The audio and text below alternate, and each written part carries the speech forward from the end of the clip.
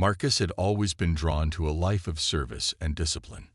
From his early days in school, where he excelled in sports and leadership, to his decision to join the military, his path was marked by dedication and a strong sense of duty. His commitment and hard work paid off when he was selected to join the elite Royal Guards, a prestigious position that brought pride not only to him but to his entire family. As a Black Royal Guardsman stationed at one of the most iconic landmarks in the city, Marcus stood tall and proud in his uniform. Tourists from around the world would stop and stare, admiring the precision and discipline that Marcus and his fellow guards displayed. The Royal Guards were famous for their stoic nature, standing motionless for hours, their faces betraying no emotion, no matter the provocation. Despite the honor and prestige, the role was not without its challenges, especially for Marcus. Being one of the few Black Guardsmen, he often felt the weight of representation on his shoulders. He knew that his every action was scrutinized more than others. But Marcus took this responsibility seriously, seeing it as an opportunity to break down stereotypes and inspire others. His daily routine was a blend of rigorous discipline and public interaction. While on duty, Marcus remained perfectly still, eyes fixed straight ahead, embodying the tradition and history of the Royal Guards. Tourists often tried to distract him, waving their hands in front of his face or snapping endless photos, hoping for even the slightest reaction. Marcus, however, remained unyielding, a testament to his training and resolve. Off duty, Marcus was a different person. He was warm and approachable, always ready with a smile and a helping hand.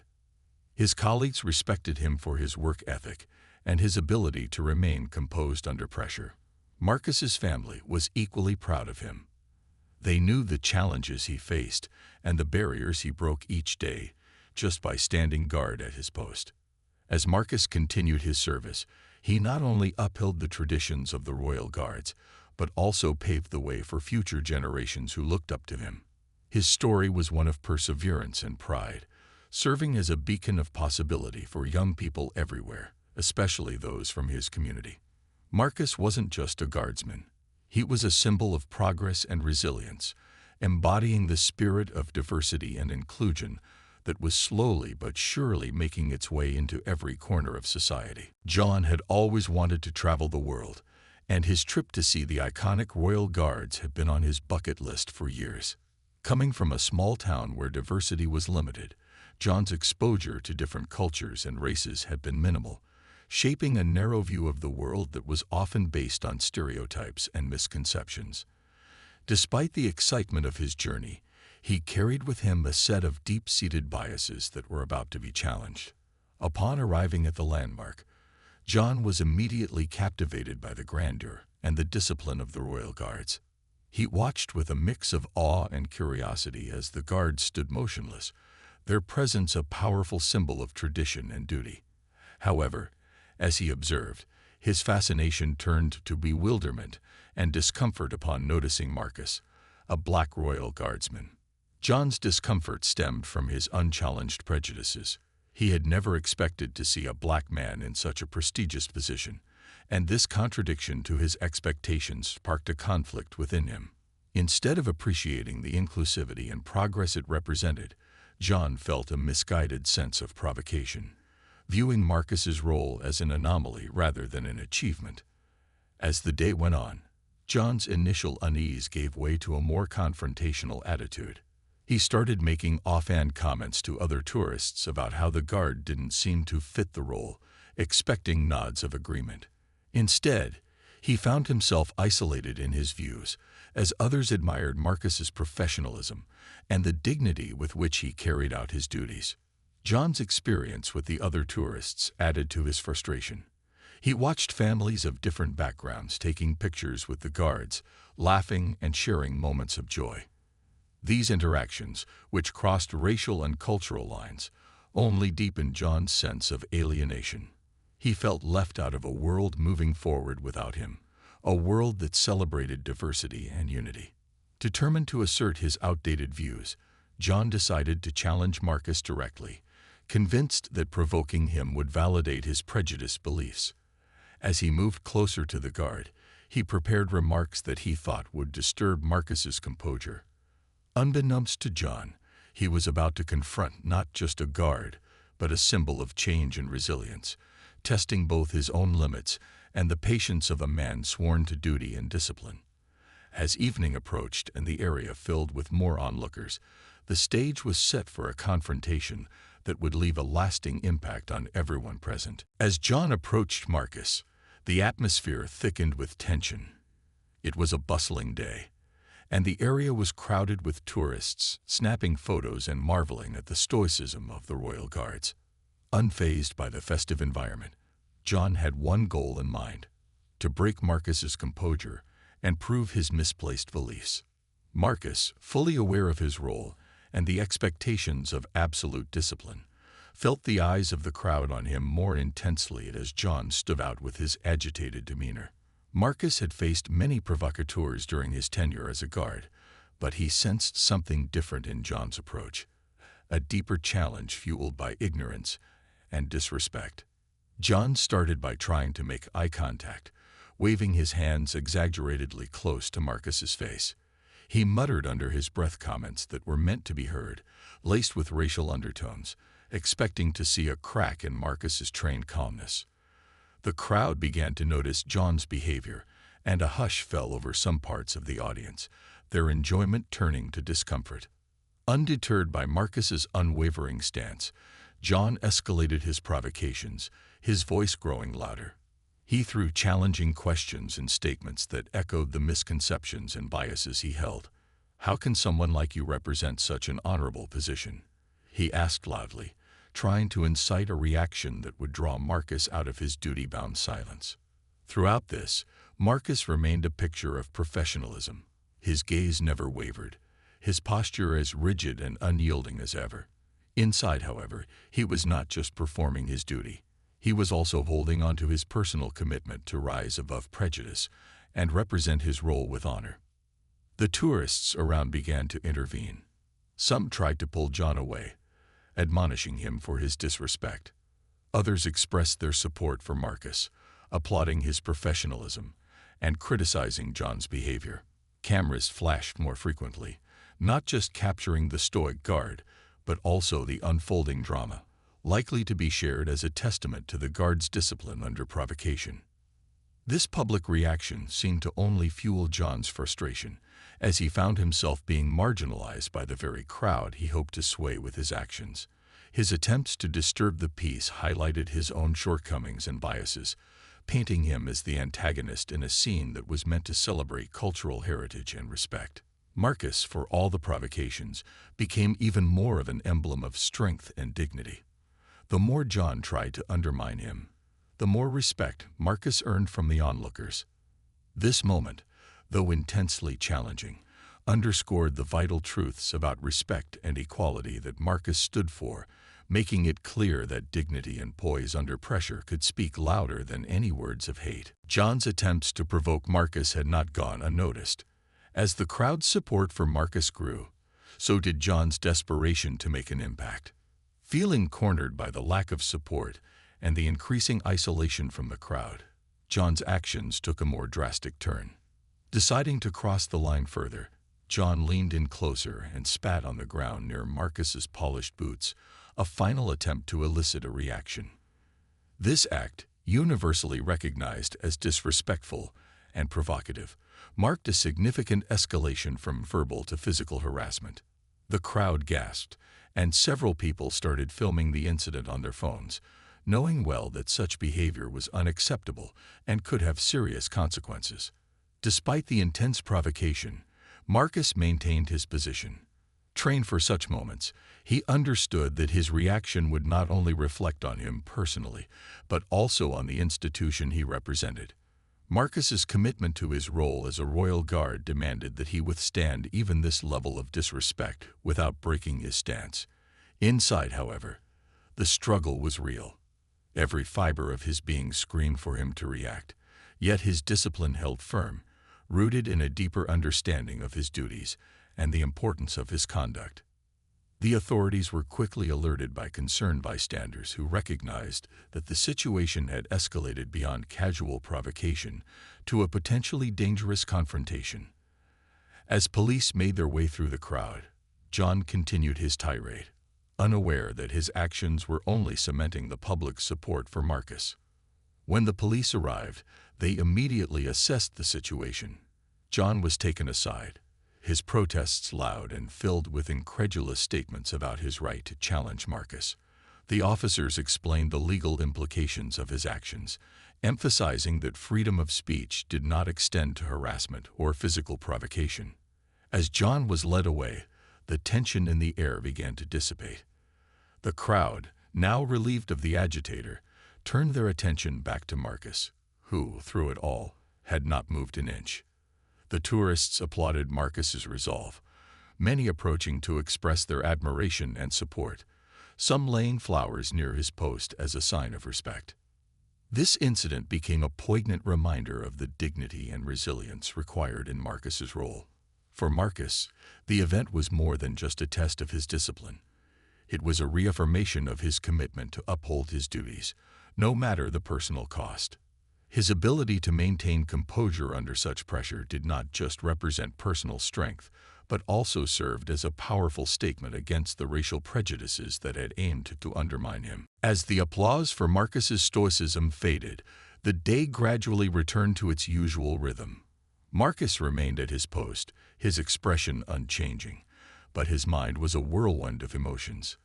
He had stood firm against an onslaught of provocation, and while his outward demeanor reflected absolute control, internally he grappled with a mix of pride, relief, and residual tension from the confrontation. The end of his shift approached, and for the first time that day, Marcus allowed himself a moment to reflect on the events. He had been tested in ways that went beyond the usual demands of his job. It was one thing to maintain composure when tourists playfully tried to distract him. It was entirely another to face targeted racial hostility and maintain the dignity of his position. As he marched off with his unit, the normalcy of the routine brought a sense of comfort. His fellow guards, who had witnessed the situation from their posts, offered nods of respect and solidarity. They had all been trained to face adversity, but today Marcus had embodied the essence of their creed to an exemplary degree. Back in the barracks, Marcus was met with a supportive environment. His commander commended him on his professionalism, noting that the incident would be reviewed not for critique, but to highlight Marcus's adherence to protocol under extreme pressure. Discussions followed about the incident, with senior officers using it as a case study for resilience and composure. They stressed the importance of their roles as more than just ceremonial, but as symbols of national pride and unity. Marcus also received support from outside the military. The video of the incident had spread across social media, with many praising his restraint and criticizing the tourist behavior. Messages of support flooded in from around the country and even from abroad, with people of all backgrounds standing in solidarity with him. This wave of support was heartening to Marcus, reinforcing that his actions had resonated far beyond the immediate surroundings of his post. The day's events also sparked a broader conversation about race and representation in roles traditionally held by a non-diverse group. Activists and commentators discussed the significance of Marcus's position as a Black Royal Guardsman and how his composure under fire served as a powerful rebuttal to the racist provocations he had endured. For Marcus, the incident became a defining moment in his career.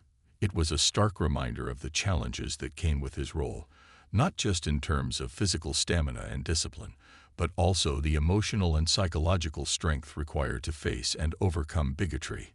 His experience underscored the importance of representation in all spheres of society, and his personal victory that day went on to inspire countless others, proving that dignity and respect could prevail over ignorance and hatred. As the days passed, Marcus noticed a shift in the atmosphere around him. His life as a Royal Guardsman had always been about discipline, routine, and silent endurance, but after the incident with John, things felt different. People who had once walked by without a second glance now seemed to recognize him. Tourists whispered his name, some even thanking him for the way he had handled the situation. At first, Marcus wasn't sure how to feel about the attention. He had simply done his duty, stood his ground with discipline, just as he had been trained to do. But the messages and letters he received told him that what had happened was much bigger than just a routine day at his post. People from all over the country, and even from different parts of the world, sent him letters of support. Many of them were from young people who felt inspired by his strength. Some were from fellow military members, telling him that his composure had reminded them of what it truly meant to serve with honor. There were even letters from parents, telling him that their children now looked up to him as a hero. One evening, as Marcus sat in his room reading these messages, he came across a letter from a young boy named Jamal. The boy had written, "I saw what happened to you. People say I can't do certain things because of my skin color, but after seeing you, I know they're wrong. You didn't let them break you, so I won't let them break me either." That letter stayed with Marcus. He had never seen himself as a role model, but now he understood that his presence in the Royal Guard wasn't just about tradition. It was about breaking barriers, proving that excellence and discipline had no color. Meanwhile, John, the tourist who had caused the trouble, faced the consequences of his actions. His behavior had been caught on multiple cameras, and the video had gone viral. Many people criticized his actions, while others used it as an example of why respect and tolerance were so important. John himself remained silent for days, but when he finally spoke to the media, his tone was different. Gone was the arrogance and entitlement. Instead, he admitted that he had been in the wrong. "I thought I was proving something," he said, "but all I proved was my own ignorance." He apologized publicly, saying that the incident had forced him to confront his own prejudices. For Marcus, the apology wasn't necessary. He didn't need John's words to validate what had happened. But seeing a man who once stood in ignorance now acknowledging his mistakes was proof that people could change. Marcus continued his duty with the same discipline as always, but now he carried with him a quiet understanding that his presence mattered in ways he had never imagined. He was no longer just a guardsman. He was a symbol of resilience, respect, and silent strength in the face of adversity. The days turned into weeks, and the incident that had once been a heated confrontation had now become a powerful story shared around the world. Marcus continued his duty with the same discipline and commitment as before, but he could feel the difference in how people looked at him. He was no longer just another royal guardsman standing at his post. He had become a symbol of strength, patience, and dignity. Tourists who visited the landmark now recognized him. Some simply smiled in admiration, while others took pictures, not just for the tradition of capturing the royal guards, but because they respected Marcus for the way he had handled himself that day. Parents pointed him out to their children, telling them stories of how he had remained strong in the face of disrespect. Young, aspiring soldiers saw him as proof that discipline and self-control were just as powerful as physical strength. Despite all the attention, Marcus remained the same. He took every day as it came, standing tall, his expression firm and composed. He had never sought fame, and he had never wanted recognition. His only goal had been to serve with honor, and that goal had not changed. But outside the palace gates, conversations about the incident continued. News programs discussed how Marcus's reaction had been a lesson in professionalism and resilience. Social media continued to praise him, not just for being the skilled guardsman, but for the silent yet powerful way he had responded to an act of ignorance. Meanwhile, John, the tourist who had once acted out of anger and prejudice, found himself facing a different reality. The world had seen his actions, and though he had apologized, the weight of his choices followed him everywhere. He had lost the respect of many people, and he was forced to confront the consequences of his behavior. However, something unexpected happened. Instead of hiding from the backlash, John made an effort to educate himself. He began attending discussions on racial equality and the importance of respect among different cultures. He listened to people's experiences, learning about the struggles many face simply because of their background or appearance. One day, John reached out privately to Marcus. In his message, he admitted that before the incident, He had never truly understood how much harm words and actions could cause. He explained how the event had forced him to see things differently, to realize that he had been wrong. He thanked Marcus for his patience, for not lashing out, and for showing him that real strength came from self-control, not from anger. Marcus read the message in silence. He had no bitterness toward John, nor did he need his validation. But knowing that his actions had led to someone changing their mindset, even in a small way, gave him a quiet sense of peace. As he stood at his post the next day, looking out at the people passing by, Marcus knew one thing for certain. Respect and dignity would always stand taller than hate, and that was a lesson worth sharing with the world. Time passed, but the memory of that day remained fresh in the minds of those who had witnessed it. Marcus continued his duty as a royal guardsman, standing tall and proud in his uniform. Though he had gained attention, he never allowed it to distract him from his responsibility. He knew his job was not about fame but about honor, discipline, and representing the values he had sworn to uphold. One day, as Marcus stood at his post, he noticed a familiar figure in the crowd.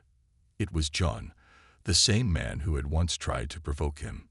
But this time, there was no arrogance in his posture, no hostility in his eyes. Instead, John stood quietly, watching Marcus with a look of humility and reflection. After a few moments, John stepped forward and placed a small note on the railing near Marcus. He did not say anything, nor did he try to get a reaction. He simply nodded respectfully and walked away. Later that day, when Marcus was off duty, he unfolded the note. The words were simple but sincere. "Thank you for teaching me a lesson I should have learned a long time ago. I am truly sorry for my actions, and I hope to be a better person because of what happened. You showed me what real strength looks like. I will never forget that." Marcus read the words and let out a slow breath. He had never expected an apology, nor had he needed one. But seeing John take responsibility for his actions and make an effort to change meant something. It proved that even those who once acted out of ignorance could grow if they were willing to open their hearts and minds. Life went on as usual, but something had shifted. The story of Marcus's patience and dignity had left an impact far beyond that single moment. Schools used the incident as an example of self-discipline and respect. Discussions about tolerance and equality grew, with many people realizing the importance of treating others with kindness, no matter their background. For Marcus, his purpose remained the same. He did not seek praise or attention. He simply continued doing his job with quiet pride. He knew that strength was not always about fighting back. It was about standing firm, showing restraint, and proving that dignity could overcome ignorance. As he stood at his post, the sun shining down on his polished uniform, he felt a deep sense of peace. The world still had a long way to go, but if one man could change his perspective, then maybe, just maybe, others could too. And with that thought, Marcus stood even taller, ready to face another day with the same unwavering strength that had made him a symbol of true honor.